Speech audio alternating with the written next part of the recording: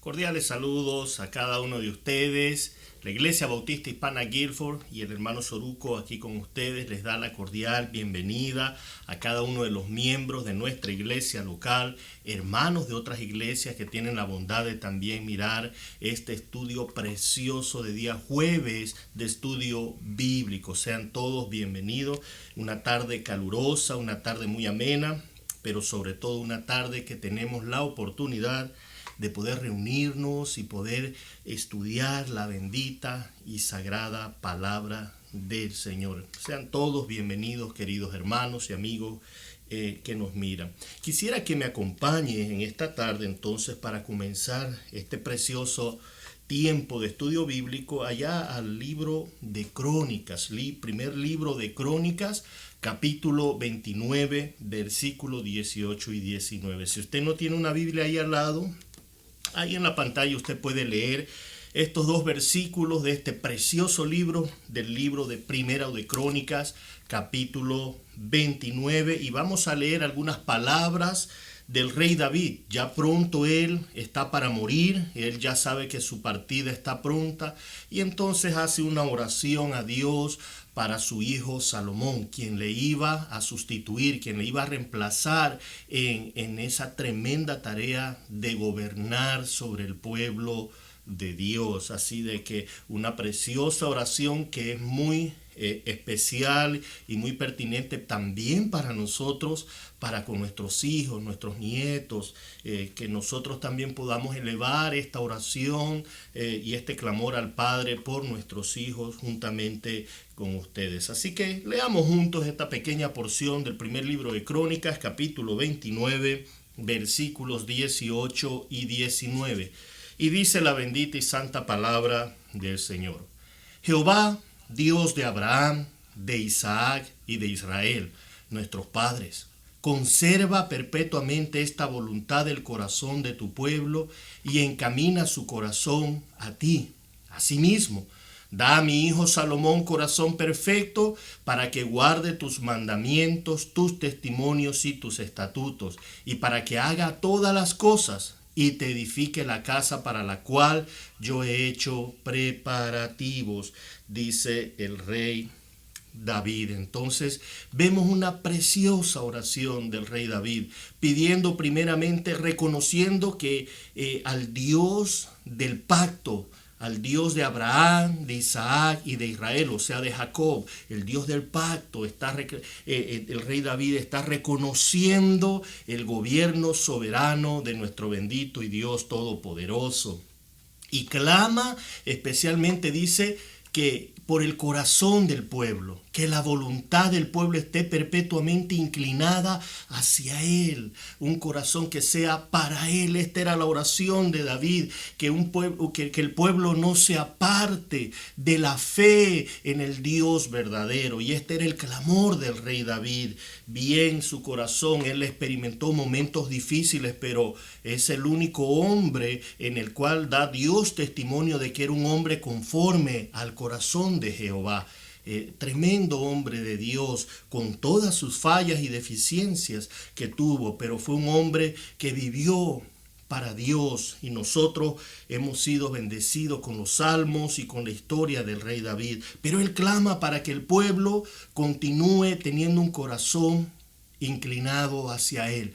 Pero él no clamaba porque esto está en nosotros, sino que él, sabiendo que no está en nosotros un corazón inclinado hacia Dios, él clamaba al Señor para que incline. Recuerde que el proverbio nos dice, ¿cierto?, que Dios tiene en su mano el corazón de los reyes y él inclina el corazón de los reyes hacia donde él quiere. Entonces, esto es lo que reconocía David, que si Dios no mueve el corazón del ser humano a buscarle a él, el ser humano no le busca. Si Dios no mueve el corazón del ser humano para que se humille delante de él, el ser humano jamás se humillará. Y David clamaba por esto. Y también clamaba por su hijo, para que su hijo también tenga un corazón recto delante de él. Y qué más en estos tiempos, queridos hermanos y hermanas, estos tiempos difíciles, estos tiempos de tinieblas, de gran maldad, nosotros también necesitamos orar. Orar para que la iglesia, que es el pueblo escogido de Dios, para que Dios incline su corazón. Porque a veces podemos nosotros inclinar nuestro corazón a otras cosas y no a Él. Así de que eso es lo que vamos a orar, y el corazón de nuestros hijos también sean inclinados hacia la voluntad de nuestro Señor. Amén. Así que dicho esto, ¿por qué no me acompaña por favor en oración con un corazón humilde delante del Señor, reconociendo toda nuestra dependencia? Amén. Así que oremos, queridos hermanos. Amantísimo Padre, que estás en los cielos, santificado sea tu nombre. Venimos delante de ti en el nombre que es sobre todo nombre, en el nombre de Jesucristo. Señor amado, para también elevar un clamor, una oración, Señor, como lo hizo tu siervo David, Señor. Y queremos clamar primeramente por tu iglesia, por tu pueblo, Señor, que ha alcanzado estos últimos tiempos. Señor, queremos suplicarte que seas tú inclinando el corazón de mis hermanos y hermanas, de nuestra iglesia local, pero también de todas las iglesias hermanas alrededor del mundo, que seas tú inclinando nuestro corazón hacia ti, Señor. Que seas tú, Señor, trayendo este corazón transformado hacia ti, un corazón que te anhele, Señor. Y bien, como dice la Escritura, ¿cierto?, allá en el libro, Señor, de Cantares, atráeme y en pos de ti correremos. Y eso es lo que te suplicamos, Señor. Atráenos, Señor, porque tenemos por naturaleza pecaminosa la tendencia de correr a las cosas temporales de este mundo, Señor. Pero te suplicamos de que seas tú, Señor, inclinando nuestro corazón a amarte, inclinando nuestro corazón a adorarte, Señor amado, inclinando nuestro corazón a conocer de tu palabra, a conocer de tu amor sacrificial por este mundo, Señor, que tú diste tu vida para salvarnos y darnos vida eterna. Te suplicamos, Señor, que hagas esa obra en tu iglesia. No nos dejes ir en nuestros propios caminos, Señor. No nos dejes ir en nuestros propios pensamientos, Señor. Líbranos de semejante desgracia, Señor. Y manténnos con corazones sumisos, con corazones deseosos de estar siempre, Señor amado, viviendo en tu presencia, Señor amado. También te pedimos por nuestros hijos, Señor. Nuestros hijos, ay, Señor, tiempos difíciles que nuestros niños y jóvenes están viviendo en las escuelas, en las universidades, donde son expuestos, Señor, a doctrinas malignas, Señor, donde son expuestos a sistemas culturales que son, Padre, en contra de tu santidad, Señor. Y queremos pedirte, Señor, por nuestros hijos, por nuestros nietos, que seas tú inclinando también sus corazones para que guarden, Señor, tu palabra en medio de la corrupción, Señor. Que podamos mantenernos separados del sistema de este mundo, Señor, en medio de su perversión, Señor. Que no sigamos la corriente de este mundo, aunque eso signifique el rechazo, aunque eso signifique persecución, aunque eso signifique pérdida de las cosas temporales, Señor. Pero para eso ganar la vida eterna, Señor, no por obras, sino, Señor, ganar, Señor amado, y mantenernos firmes en la fe, Señor. Ayúdanos, Padre, ayúdanos, Señor, te suplicamos, Señor. Los niños prontos han de entrar a la escuela, ya vienen, Señor, en un par de semanas más. Entrarán a la escuela, Señor, y hay nuevos movimientos, nuevas cosas que ellos tendrán que aprender que son aborrecibles, Señor, para el creyente. Te suplicamos de misericordia, te suplicamos que los guardes, Señor, no que los quites de este mundo como oró nuestro Señor Jesucristo por sus discípulos, sino que los guardes del mundo, guardes sus corazones, Señor amado. Por favor, te lo suplicamos, Señor. Que guardes a nuestros niños y a nuestros jóvenes, Señor, en esta nueva etapa de sus vidas, Señor. Gracias te damos por esta oportunidad que nos das de clamar delante de ti, como también te queremos suplicar por aquellos hermanos que están padeciendo enfermedades, Señor. Hay algunos que ya llevan años enfrentando enfermedades, Señor. Y te damos gracias porque hasta aquí tú los has fortalecido. Hasta aquí, Señor, tú has sido su refugio, su consuelo. Tú has sido su bálsamo, Señor. Y vemos, Señor, su fortaleza en la fe porque has sido tú el que ha obrado en ellos. Pero te suplicamos misericordia, Padre, y que seas tú sanándoles, Señor. Hay otros que recientemente están padeciendo enfermedades. Te pedimos, Señor, que de la misma manera seas tú, Señor, Padre, sanándoles y ayudándoles en este proceso, Señor.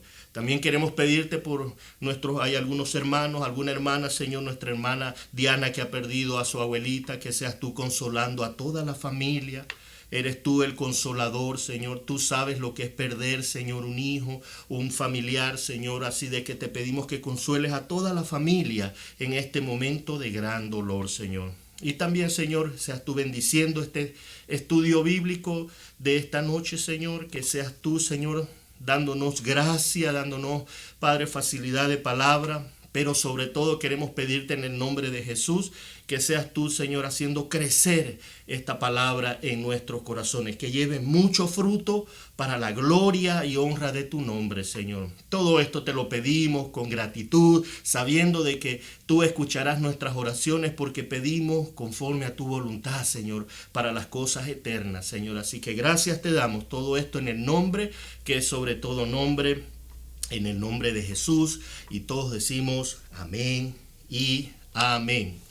Bueno, queridos hermanos, estamos en esta preciosa carta a los romanos. Hoy nos corresponde el estudio ya número 5. Nos va a tomar otros 2 jueves más, si Dios así lo permite, poder culminar esta carta. Es una carta de gran profundidad teológica, pero es una carta, amén, no es un tratado teológico, es una carta, pero con gran profundidad teológica y doctrinal acerca de la salvación, acerca de la justificación por fe. Así que si Dios nos da vida y nos lo permite, entonces podremos terminar de aquí a 2 jueves más. Así que hoy nos toca el estudio número 5 y vamos a continuar donde dejamos la semana pasada, en el capítulo 8. Terminamos en el capítulo 8, versículos del 1 al 5, y hoy vamos a retomar de ahí, pero antes vamos a hacer una brevísima reseña de lo que hemos estudiado a través de estas semanas. Primeramente, vimos, cierto, que desde el versículo 1 al versículo 16 del capítulo 1 al versículo 17, Pablo hace su introducción, hace su referencia a su autoridad como apóstol y presenta el resumen de lo que es el Evangelio. Es poder de Dios para salvación. Y ese es el tema principal de esta carta a la iglesia que está en Roma, la iglesia cristiana que está en Roma. Es la salvación, la justificación por fe, el evangelio de Dios, porque no me avergüenzo del evangelio, porque es poder de Dios, primeramente al judío y también al griego. Después el apóstol Pablo tomó desde el capítulo 1, versículo 18 en adelante hasta el capítulo 3, versículo 20, para hablar de la depravación del hombre, de la incapacidad del hombre en su naturaleza pecaminosa de iniciar cualquier obra para ser salvo. El hombre está completamente desviado, completamente espiritualmente muerto, incapaz en lo absoluto para buscar su salvación. No puede, es imposible. Y el Señor Jesús le dijo a los discípulos, ustedes se recuerdan ayer en los evangelios, cuando le preguntaron, ¿y quién podrá ser salvo? Cuando vieron que era imposible. Y el Señor dijo esto, lo que para el hombre es imposible. Desde ahí debemos nosotros entender, hermano, el estado catastrófico, el estado terrible en que el hombre sin Cristo se encuentra. Está completamente muerto, no está moribundo, no está enfermo, está muerto. Y el Señor Jesús dijo, lo que para el hombre es imposible, para Dios es posible. Entonces ahí ya solo con ese versículo que el Señor Jesucristo exclamó es para entender nuestra incapacidad total y el poder del Dios Todopoderoso. Todo depende de Él, hermanos. Por eso es que nosotros debemos entender de que Él es el autor y el consumador de la fe, de principio a fin. Nosotros no necesitamos el evangelio solo para salvación, necesitamos también el evangelio para el resto de nuestra vida como creyente. Y eso se encargó el apóstol Pablo en el capítulo 1, habló de cómo el hombre se desvió, no le dio gloria a Dios. Habló en el capítulo 2 del pueblo de Israel que también se desvió. Y entonces en el capítulo 3 dijo, todos somos pecadores por herencia.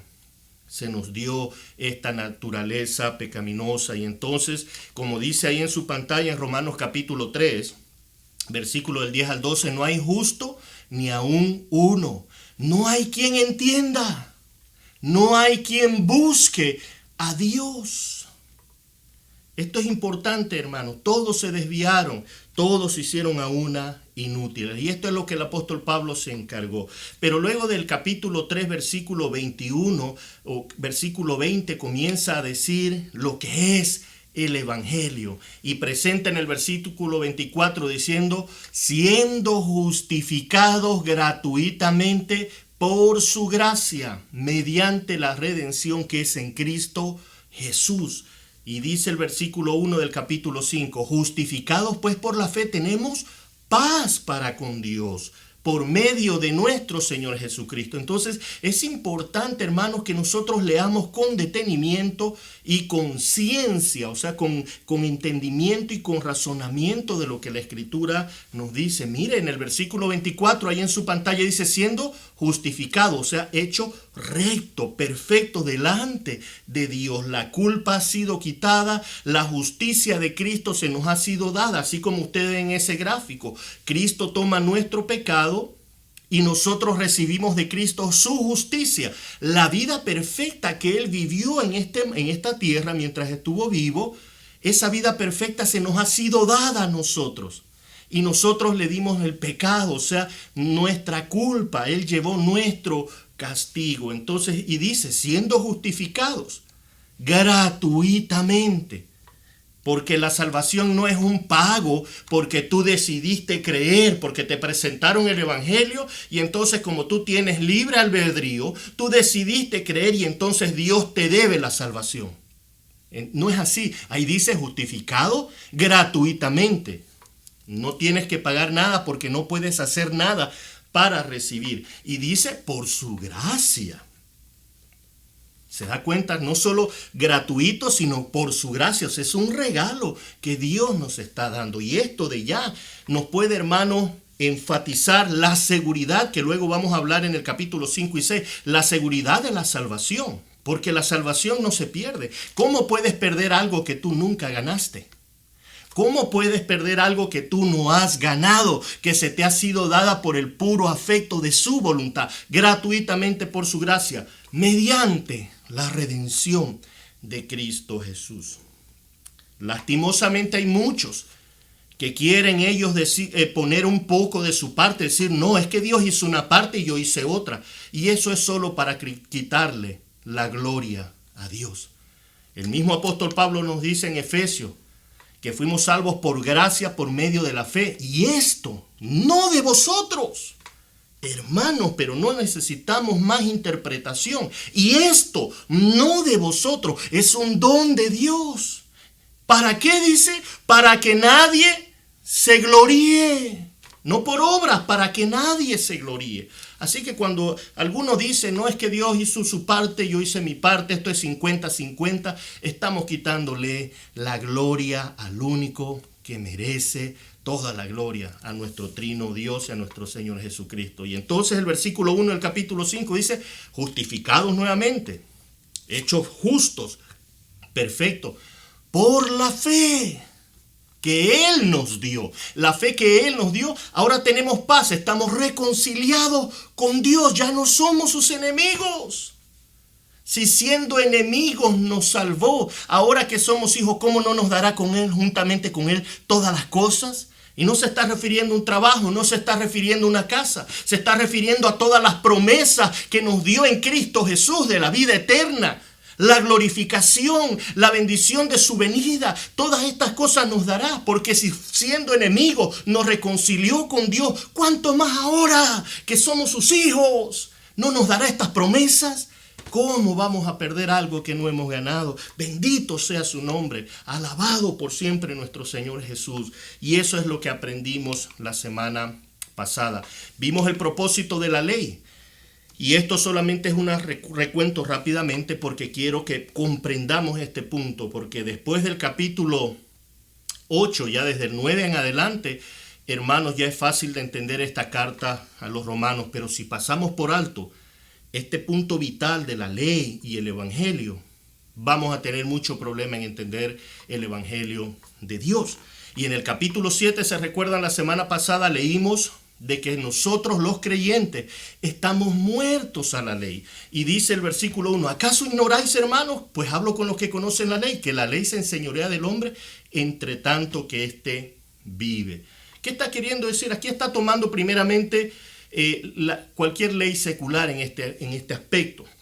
Por ejemplo, nosotros tenemos las leyes de tránsito. Pero el día que Erwin Soruco muera, esas leyes no tienen ningún efecto para mí. O yo tengo que pagar impuestos, porque es una ley. Pero el día que yo muera, esa ley ya no tiene ningún efecto para mí. Y eso es lo que comienza diciendo el apóstol Pablo. El que está vivo, la ley le va a afectar, pero dice el versículo 2, y toma un ejemplo del matrimonio. Porque la mujer casada está sujeta por la ley al marido mientras éste vive. Pero si el marido muere, ella queda libre de la ley del marido.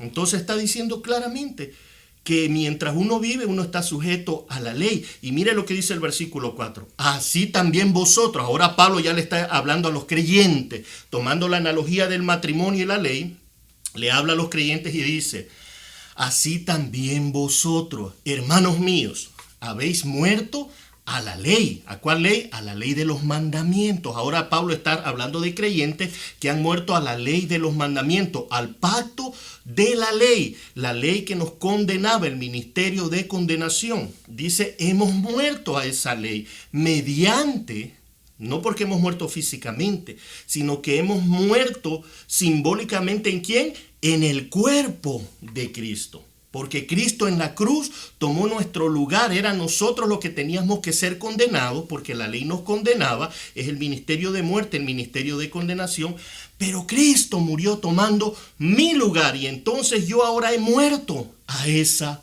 ley. Entonces siempre está, y Pablo recuerda que en esta carta de los Romanos, más que en ninguna otra carta, Pablo siempre pone un personaje ficticio, como que le está haciendo, es el Señor contradictor, podemos llamarlo así, el Señor contradictor. Pablo hace una afirmación y él hace un personaje ficticio donde le está contradiciendo lo que él dice. Entonces, ¿cómo? ¿Hemos muerto a la ley? Entonces pequemos porque ya no estamos bajo la ley, sino bajo la gracia. Dice el Señor contradictor.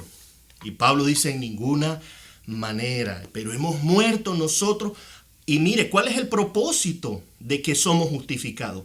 El hecho de que ya somos justificados no es para vivir como queremos. Aquí nos dice, la santificación tiene que estar de la mano con la justificación. Hemos sido justificados con un propósito, el ser santificados para ser conformados a la imagen de su Hijo. Porque dice el versículo 4, quien resucitó de los muertos a fin de que llevemos fruto para Dios.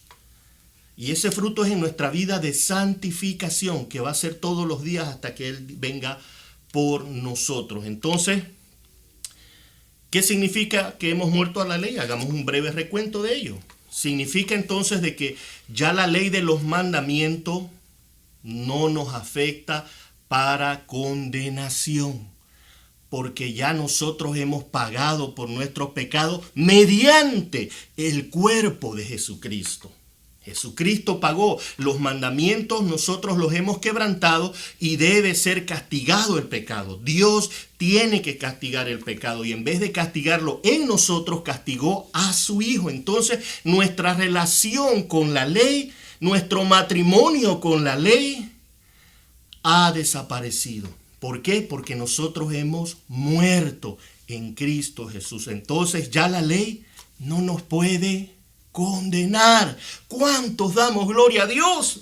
¿Cuánto damos gloria a Dios que ahora estamos sin condenación? Porque la ley ya no nos puede condenar. Entonces viene el personaje ficticio que Pablo tiene, que le llaman la diatriba, ¿cierto? Entonces, como ya no me puede condenar, vivo como quiero, en ninguna manera. Y esto es lo que entonces el apóstol Pablo nos va a explicar en el capítulo 8 que leímos la semana pasada. Y mire cómo comienza. Al decir todas estas verdades en el capítulo 7, mire cómo comienza este bendito capítulo 8. Ahora pues, ninguna condenación hay para los que están en Cristo Jesús. Ninguna condenación. No los que andan conforme a la carne. ¿Quiénes son los que andan conforme a la carne? Son los que no han conocido al Señor. Está hablando a los incrédulos, porque esto no es para tomarlo universal. A ver, ya Cristo pagó por los pecados de todos, entonces todos somos salvos. Ya no hay condenación para toda la humanidad. Pero eso no es así. No para los que andan conforme a la carne, sino conforme al Espíritu. Y esto es lo que claro nos dice el versículo 3, porque lo que era imposible para la ley, por cuanto era débil en la carne, Dios enviando a su Hijo en semejanza al pecado en la carne, para que en semejanza de carne de pecado, y a causa del pecado condenó al pecado en la carne, para que la justicia de la ley se cumpliese en nosotros, que no andamos conforme a la carne, sino conforme al Espíritu, porque el Espíritu de Dios nos dio la bendición, la gracia irresistible, la fe, el don para creer, nos dio la vida, nos hizo renacer de nuevo para poder creer en el Evangelio. Esta fue la obra del Espíritu Santo. Ya no hay condenación, hermanos. Y entonces, ¿qué hacemos aquí? Entonces, si ya no hay condenación, ¿para qué entonces estamos viniendo a la iglesia? ¿Para qué orar? ¿Para qué estudiar? Ese es el Señor contradictorio que no ha entendido la obra de Cristo. Hermano, esto no es para darnos licencia. Sí, habrán los que tomen licencia, pero son los que no son salvos. Los religiosos que creen que son salvos, pero aquel que ha sido verdaderamente engendrado del Espíritu Santo, no engendrado de carne, de sangre, ni de voluntad de varón ni de hombre, sino engendrado de Dios, dice el Evangelio de Juan capítulo 1, versículos 12 y 13. El que ha conocido, el que ha sido engendrado por el Espíritu de Dios, vive para agradar a su Señor, con sus errores, con sus altas y sus bajas, vive para agradar a su Señor en su proceso de santificación. La justificación ha sido hecha una vez y para siempre. No hay más nada que añadirle a la justificación. Dios nos ha hecho rectos, nos ha hecho perfectos con una sola ofrenda, una vez y para siempre. Ya no hay nada que hacer en la justificación. Lo que nos queda ahora como creyentes, que ya no tenemos condenación, es nuestro proceso de santificación, separarnos cada vez más del mundo. Y el Señor Jesús en Juan 17, ¿se recuerdan, queridos hermanos y hermanas? Que Él oró por sus discípulos y dice: santifícalos, diciéndole al Padre, santifícalos en tu verdad, en su palabra. Y es así como Dios nos santifica. Esa es nuestra nueva relación ahora con la ley. Ya la ley no es nuestro ministerio de condenación, sino que ahora la ley es nuestro parámetro. Como tenemos vida nueva, ¿cierto? En el capítulo 6 fuimos sepultados con Cristo, resucitados con Cristo a vida nueva. Y entonces, teniendo esta vida nueva, esta vida espiritual, entonces ahora la ley viene a ser nuestro parámetro de santificación. Y entonces la ley que dice no mentirás y yo me encuentro mintiendo, entonces debo venir en arrepentimiento y decir: Señor, he ofendido tu santo nombre, Señor, he ensuciado mi santidad, santifícame en tu verdad. ¿Y cuál es esa verdad? El sacrificio de Cristo. Él pagó por mis pecados y Él me limpia. Mi caminar, mis pies sucios me limpia y yo continúo entonces viviendo para Él.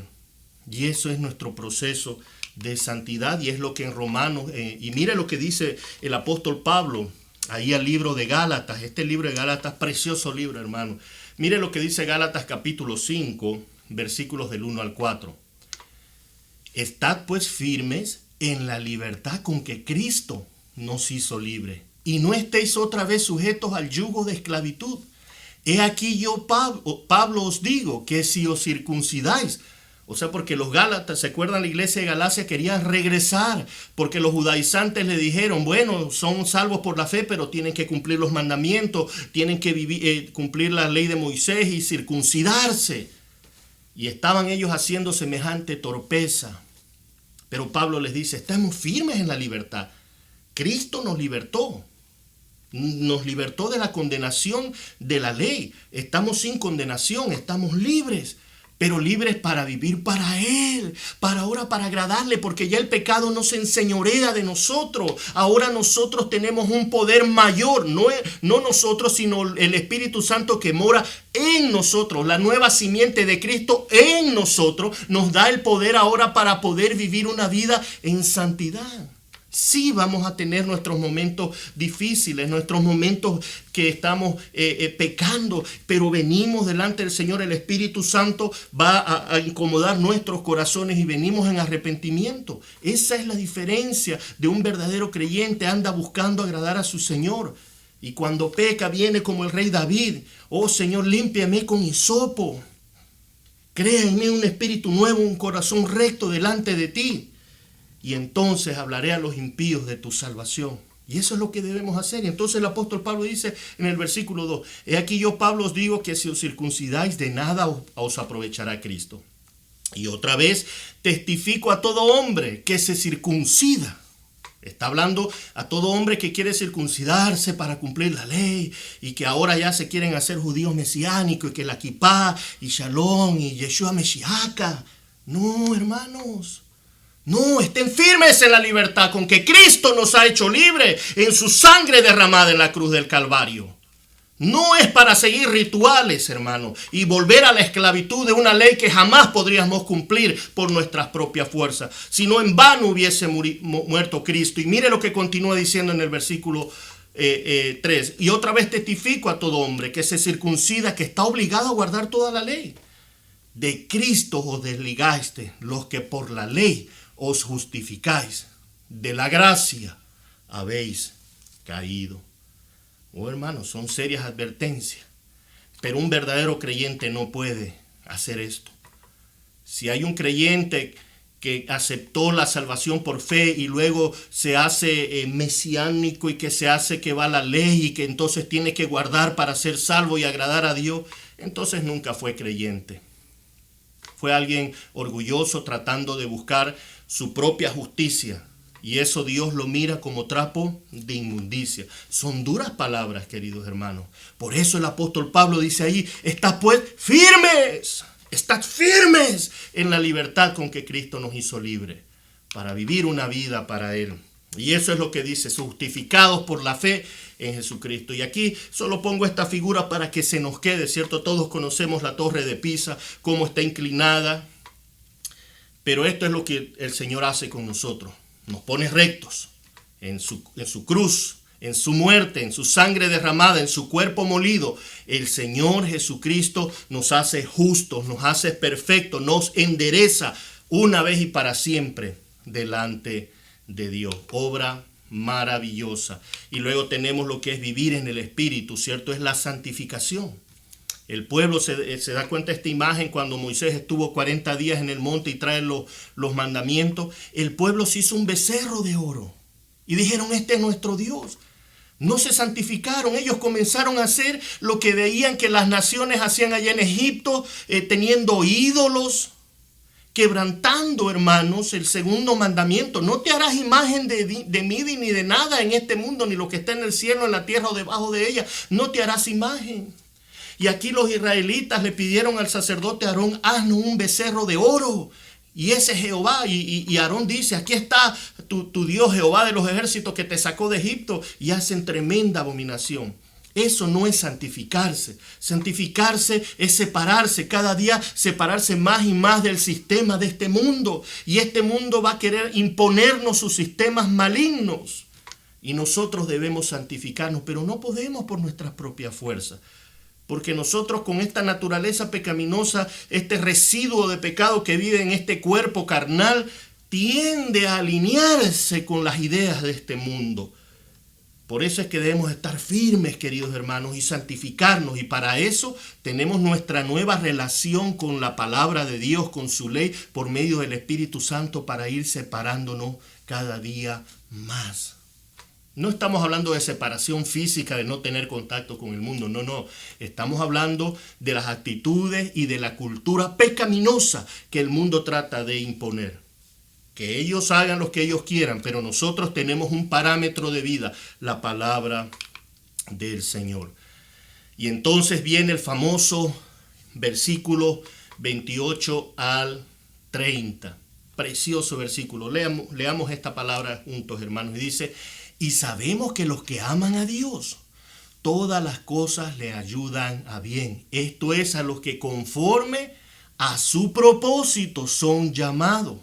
Porque a los que antes conoció, también los predestinó para que fuesen hechos conforme a la imagen de su Hijo, para que Él sea el primogénito entre muchos hermanos.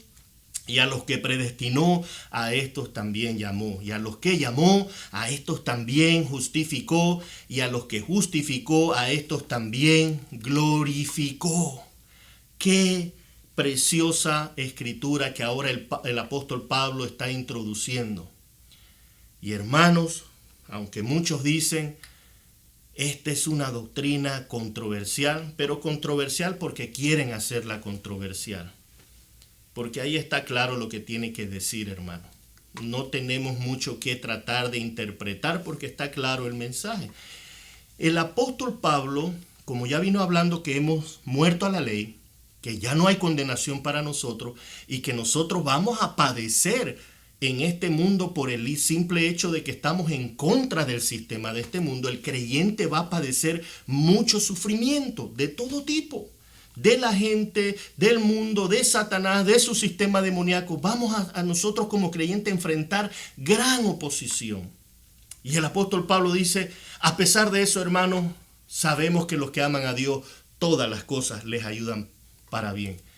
Y lleva en el versículo 29 a la eternidad pasada. Está transportando a los creyentes a decir, mira hermano, esto no es nuevo. Yo les voy a mostrar, dice el apóstol Pablo, dónde comienza todo esto para que ustedes tengan confianza, para que ustedes tengan seguridad de lo que Jesucristo ha hecho en la cruz del Calvario. Y los lleva a la eternidad y nos lleva a nosotros a la eternidad en el versículo 29. Y leamos con detenimiento, queridos hermanos, el versículo 29. Dice, porque a los que antes conoció. ¿Quiénes son estos antes conoció? ¿Quiénes son los que antes conoció? No está hablando de presentarme, mucho gusto, mi nombre es Erwin. No. Está hablando de los que Él ya iba a salvar. A los que antes Él conoció.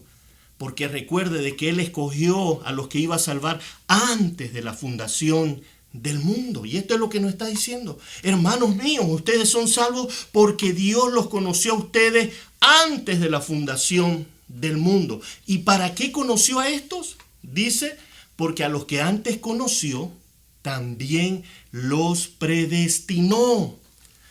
¿Para qué nos predestinó? Porque tú y yo ahora entendemos que Dios nos conoció antes de la fundación del mundo para predestinarnos. ¿Y para qué nos predestinó? Para que seamos hechos conforme a la imagen de su Hijo. Entonces, cuando hay una persona que dice, yo entiendo el evangelio de la gracia, yo entiendo la justificación por fe, pero como ya no hay condenación, puedo hacer lo que quiera. Entonces está contradiciendo esto. Nosotros hemos sido predestinados no para vivir como querramos, sino para ser conformes a la imagen de su Hijo. Eso es lo que es la santificación. Cada día estamos siendo moldeados. Cada día Dios permite circunstancias difíciles en nuestra vida para moldear nuestro carácter al carácter de nuestro Señor Jesucristo. Entonces dice, a los que antes conoció también los predestinó. Esto es lo que algunos teólogos llaman la cadena de oro. Los verbos conoció, predestinó, conformó, y vamos a ver ahora los predestinó, dice, para que Él sea el primogénito entre muchos hermanos. Mira el versículo 30. Y a los que predestinó. ¿Qué significa predestinó? Que Él estableció que iban a ser salvos. Entonces algunos, ignorantes de la teología bíblica, de todo el plan teológico de Dios, mencionan a Primera de Pedro y dicen, no es que Dios en su presciencia, Él sabiendo que Erwin Soruco en el año 2001 iba a recibir a Cristo como su Salvador, entonces Dios le predestinó para que sea salvo. Entonces Dios me está dando algo que yo hice. Entonces la salvación sería por obra.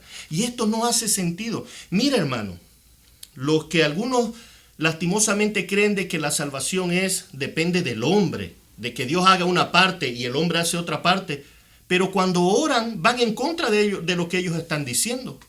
Porque cuando nosotros estamos orando, decimos de esta manera, Dios, te doy gracias por haberme salvado. Bueno, ¿y por qué le das gracias? Pues si no fuiste tú el que decidiste ser salvo. Y mire cómo oramos por nuestra familia y amigos que queremos que sean salvos. Señor, y te pedimos que tú salves a mi familiar, que tú salves a mi hijo, que tú salves a mi amigo. ¿Y por qué le estás pidiendo que salve si ya él hizo su parte? Él ya murió en la cruz. Ve tú y preséntale el evangelio y ya depende de él si quiere ser salvo. Entonces se da cuenta que cuando oramos estamos de acuerdo con la elección incondicional. Cuando oramos estamos de acuerdo con la soberanía de Dios. Pero cuando queremos hablar de la doctrina de la elección incondicional estamos en desacuerdo. Pero en nuestra oración estamos en acuerdo. Entonces se da cuenta que hay tanta incoherencia.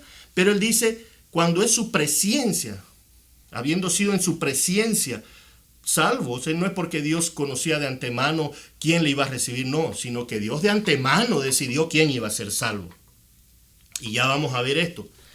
Porque lo mismo algunos dicen, ¿cierto? No, pero entonces eso es rechazar a muchos para que sean salvos. Eso es dejar afuera a muchos, negarles la salvación a muchos. Hermanos, si Dios no tuviera la doctrina de la elección incondicional, ¿sabes cuántos serían condenados? Todos seríamos condenados. Si Dios hubiese dejado al hombre elegir en su libre albedrío, esclavo del pecado, la salvación, todos hubiésemos sido condenados. Porque ¿qué nos dice el Señor Jesucristo en Juan 6:44? Nadie puede venir a mí si el Padre no le trajere. Ninguno puede venir a mí si el Padre no le trajere. Entonces esta doctrina de la elección incondicional es una doctrina de gran misericordia, porque si Dios no nos hubiese elegido, nadie hubiese sido salvo. Entonces dice, a los que predestinó en el versículo 30, a estos también llamó. Y a los que llamó, a estos también justificó. Y a los que justificó, a estos también glorificó. Oh, qué bendición, hermanos. Y entonces, al entender esto, y al creyente entender esto, decir, Señor, gracias porque me elegiste, no porque había nada bueno en mí. Fue el puro afecto de tu voluntad. Y ya lo vamos a leer eso en Efesios. Pero entendiendo esto, el apóstol Pablo dice entonces, tremendo discurso, desde el versículo 31 al 39. Y mire que hace la pregunta entonces, ¿qué pues diremos a esto? O sea, el apóstol Pablo está diciendo, ¿entendieron, hermanos, esta bendición? ¿Entendieron de que hemos muerto a la ley? Que ahora no tenemos condenación porque Él nos conoció antes de la fundación del mundo, nos predestinó, nos llamó, nos justificó, nos glorificó. ¿Entendemos esto, hermanos? Entonces, ¿qué vamos a decir? Si Dios es por nosotros, La pregunta, ¿quién contra nosotros? Ay, hermano, el que no escatimó a su propio Hijo, sino que lo entregó por todos nosotros. ¿Quiénes somos todos nosotros los que hemos creído?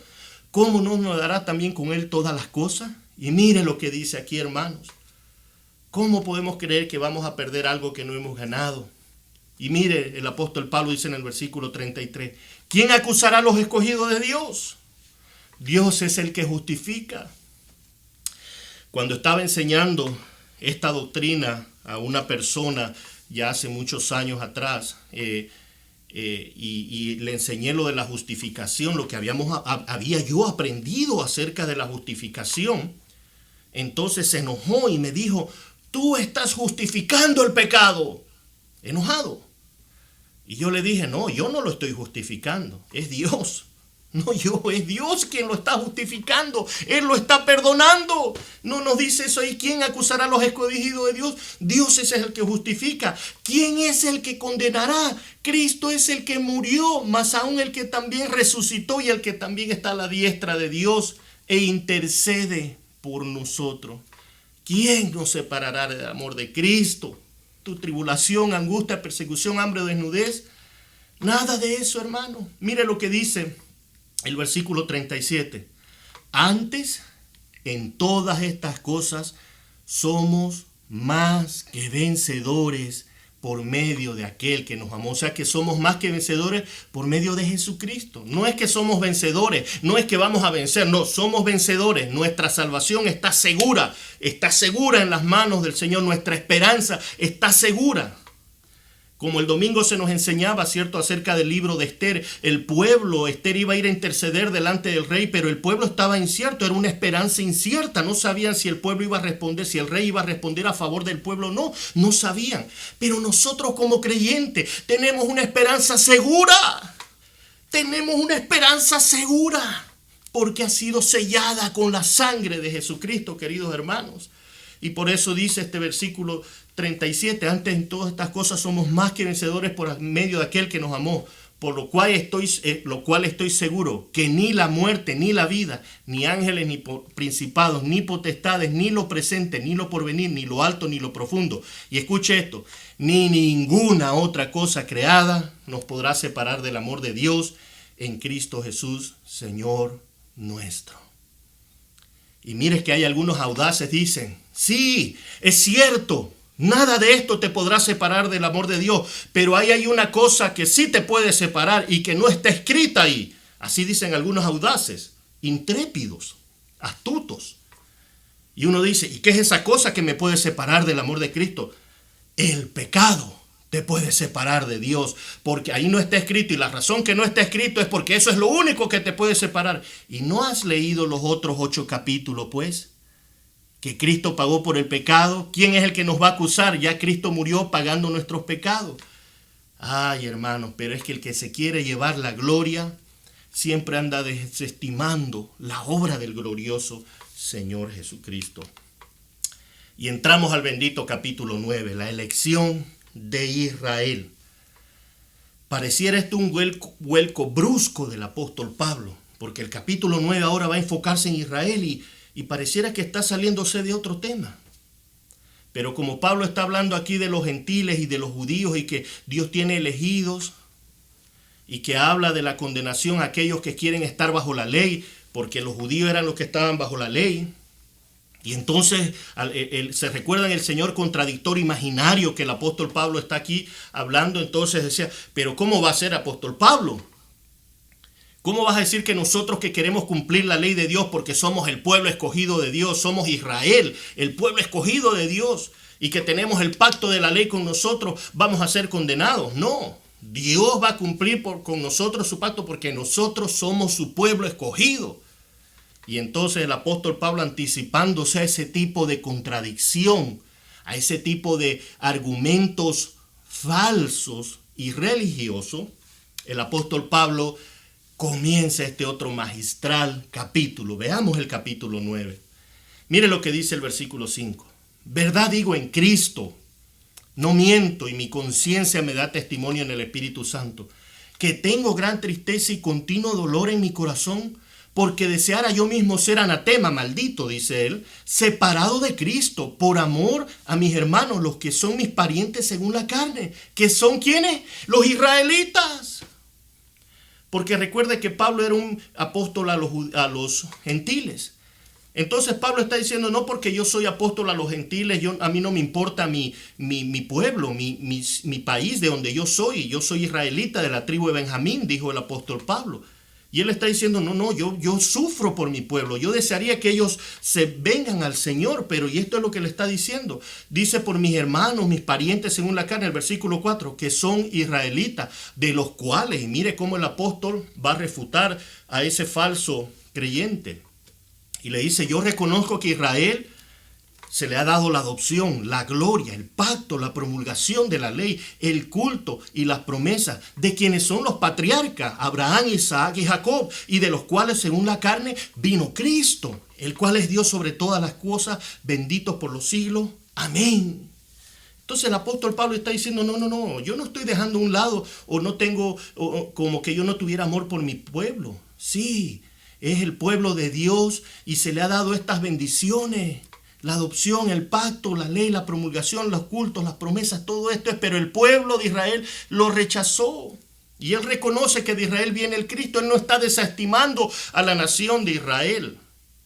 Y él quería enfatizar y dejar claro esto. Y usted va a ver, hermano, en el libro de los Hechos y en las otras, especialmente en el libro de los Hechos, pero cada vez que Pablo iba en viaje misionero a países que no era Israel, fuera de las fronteras de Israel, Pablo siempre iba primero a las sinagogas a compartir el evangelio con sus compatriotas israelitas. Eso era lo primero que él hacía y después se iba a los gentiles.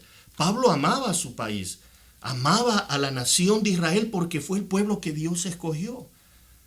Entonces, pero ahora le va a dar una tremenda verdad a aquellos que se quieren justificar por la ley y no por la gracia del evangelio de Cristo, por la salvación por medio de la fe en Cristo, por la justificación por medio de la fe en el sacrificio de Cristo. Y comienza entonces a decir lo siguiente en el capítulo 9, versículos del 6 al 9.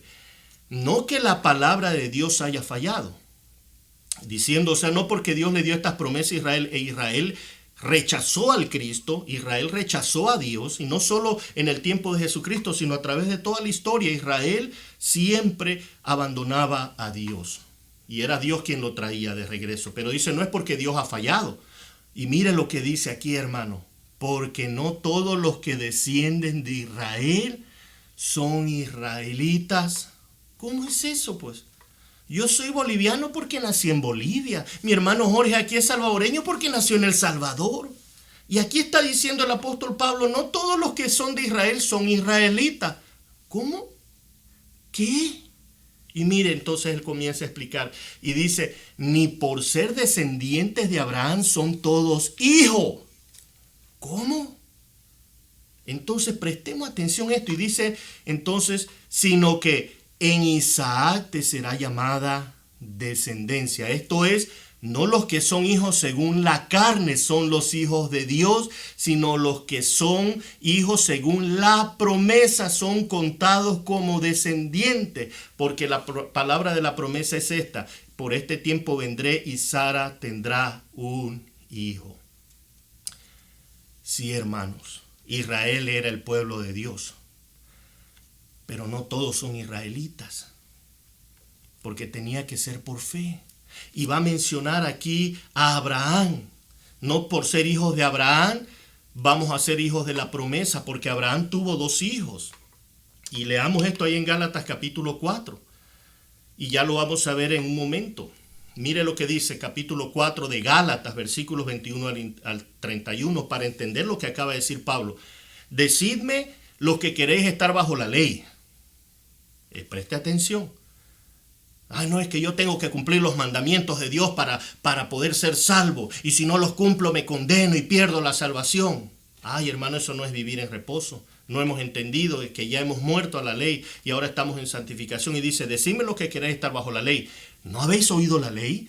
Porque está escrito que Abraham tuvo 2 hijos, uno de la esclava y el otro de la libre. Pero el de la esclava nació según la carne, Este está hablando de Ismael, nació según la carne, esfuerzos humanos. Y este era 100% hijo de Abraham, engendrado por Abraham, pero fue una obra de la carne, fue un esfuerzo humano. Dios le había dicho a Abraham, no, tu hijo vendrá por la promesa, engendrado por el Espíritu Santo. Vendré yo y lo engendraré. Y dice entonces, mas el de la libre por la promesa, lo cual es una alegoría. Pues estas dos mujeres representan los dos pactos. El uno proviene del monte Sinaí. Hablando de Agar, representa el pacto de la ley que vino del monte Sinaí. Los 10 mandamientos del monte Sinaí representa a Agar. ¿Y qué clases de hijos da Agar? Mire lo que dice. El cual da hijos para esclavitud. Esta es Agar.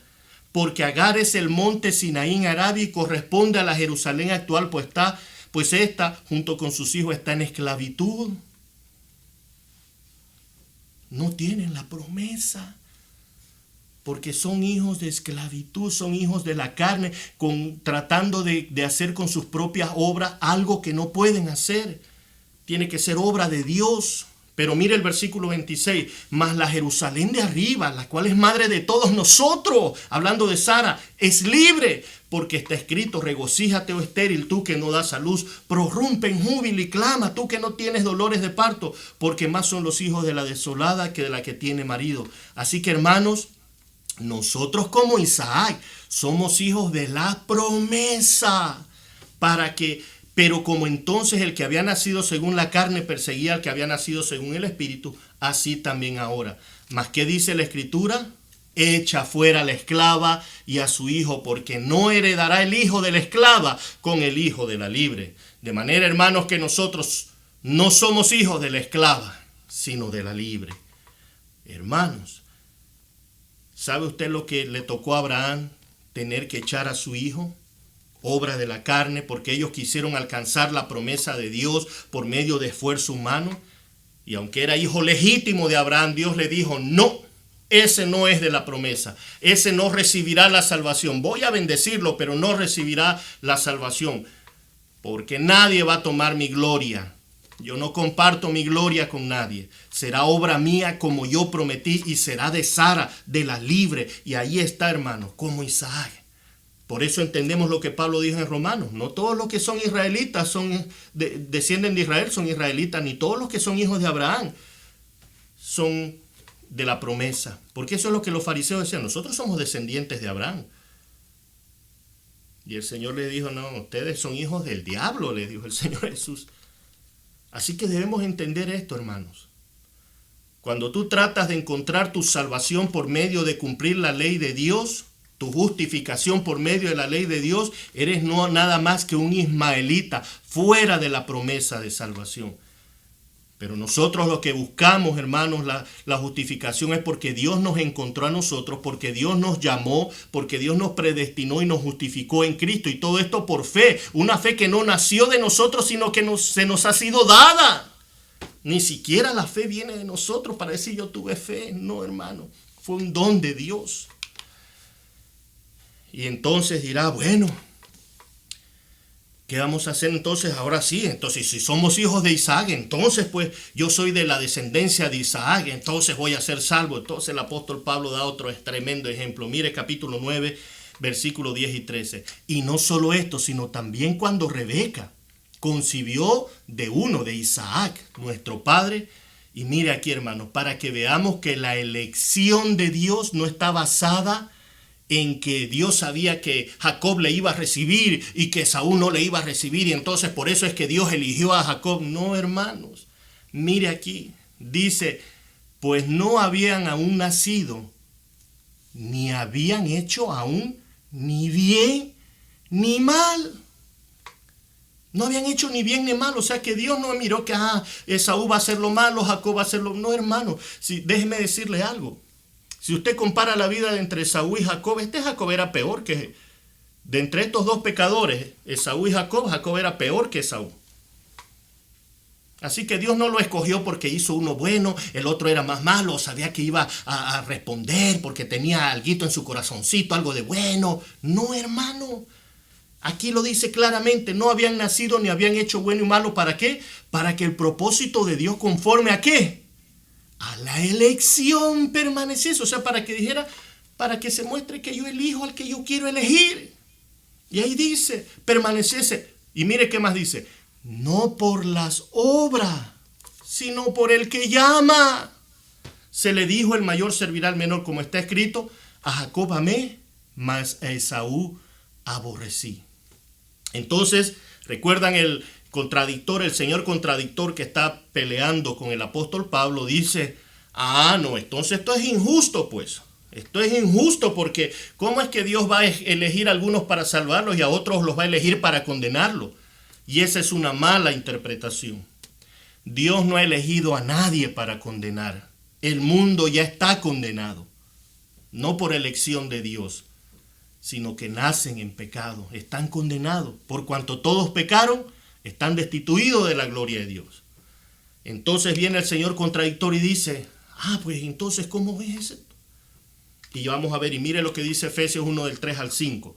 Bendito sea el Dios y Padre de nuestro Señor Jesucristo, que nos bendijo con toda bendición espiritual en los lugares celestiales en Cristo. Y mire, según nos escogió en Él, ¿cuándo? Antes de la fundación del mundo. ¿Cuándo te escogió Dios? Antes de la fundación del mundo.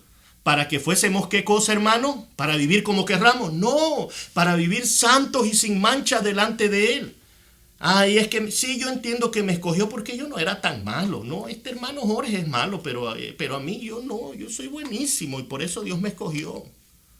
No, dice, habiéndonos predestinado, el versículo 5, en amor, habiéndonos predestinado para ser adoptados hijos suyos por medio de Jesucristo, según el puro afecto de su voluntad. En otras palabras, y perdonen la expresión, porque a Él le plació así escogernos. Las razones no están en nosotros, están en Él, por el puro afecto de su voluntad. Entonces, ¿qué pues diremos? El versículo 14, ¿que hay injusticia en Dios? En ninguna manera.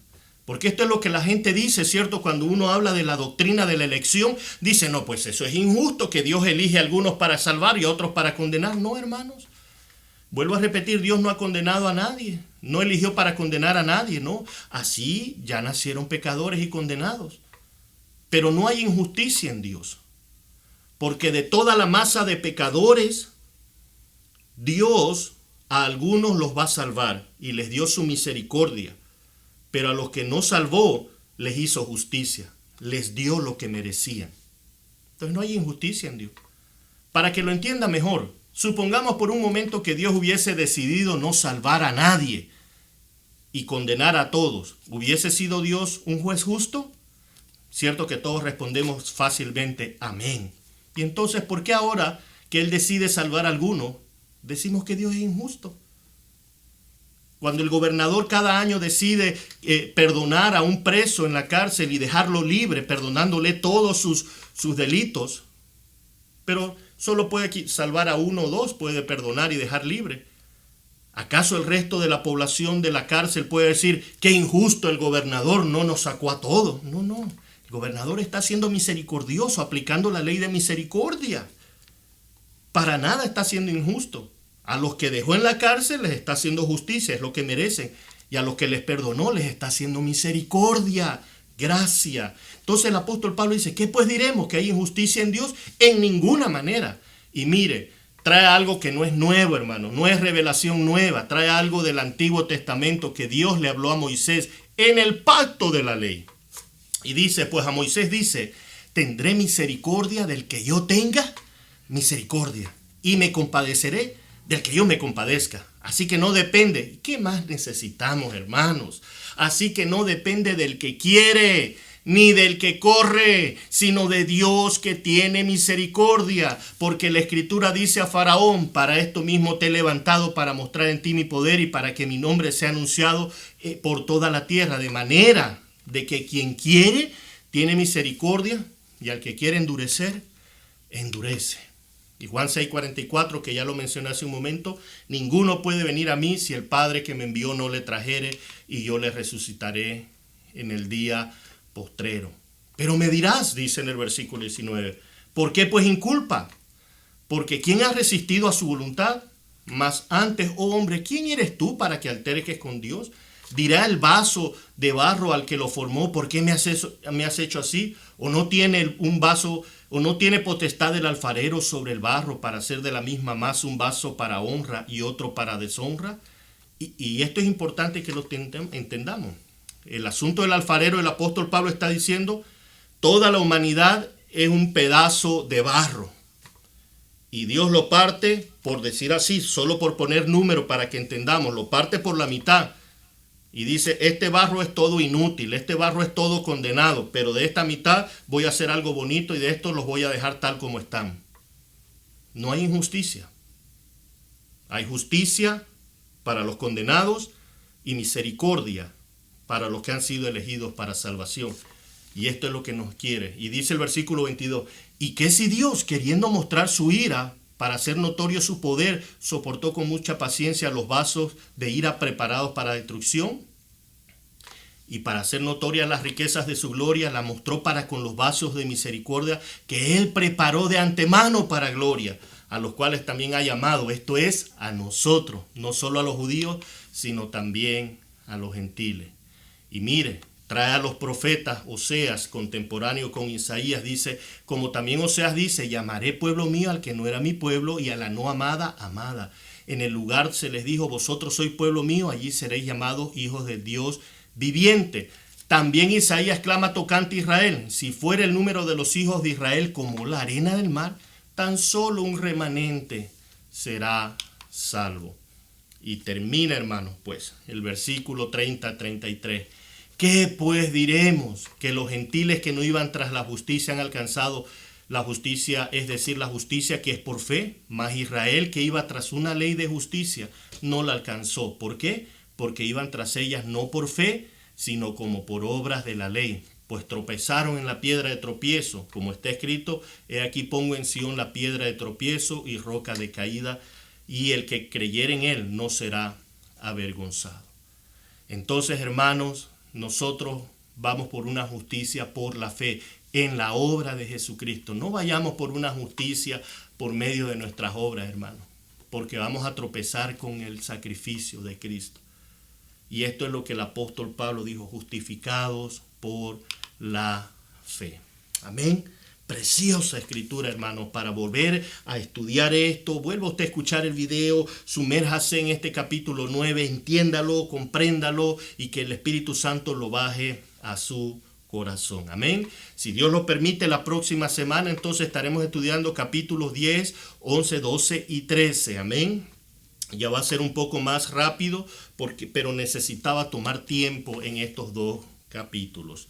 Amén. Así que acompáñenme en oración para culminar en esta noche.